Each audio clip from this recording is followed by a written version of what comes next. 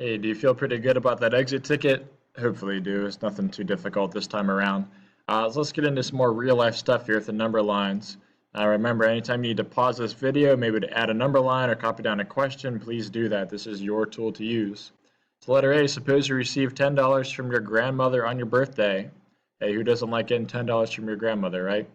And then it says you spent $4 on snacks. So using addition, how would you write an equation to represent this situation?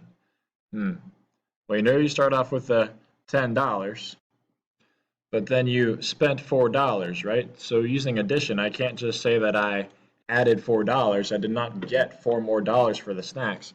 If I spent the $4, I'm going to be adding a negative $4. So I start off with $10 and then I add a negative 4 since I spent it. Now using our real life experience here, if I had $10 and I spent 4, that tells me I would have $6 left over. So letter B, how would that show up on the number line? I know I have a positive 10 and I spend $4. What does that look like? My first add end is a positive 10, so of course you're going to start at 0, don't forget that, and go in the positive direction for 10.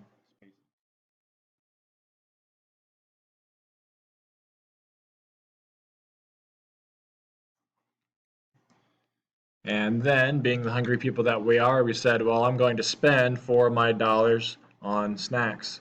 So from the 10, where I ended my last add end, I work backwards 4 units. As we would expect, that would leave us with a final answer of $6. And next up, we have some exercises for you to try on your own. So take a minute to copy down these problems and number lines. I will give you one hint though. One thing I do not like about the skip counting with those little bunny jumps is that it's sometimes hard to tell when you come back where you started and where you stopped. Okay, so letter A says starting off at -6. Remember, we're going to start at 0, but I'm going to recommend that you make -6 look like this. Okay, in my opinion, all right, this allows us to see very easily that I started at 0 and went to the left to -6. I'm still covering the same amount of distance. I still have an absolute value of 6, but without the bunny hops, instead using an arrow. All right, so use this trick to finish off letter A, complete letter B. Check your answers on the next slide.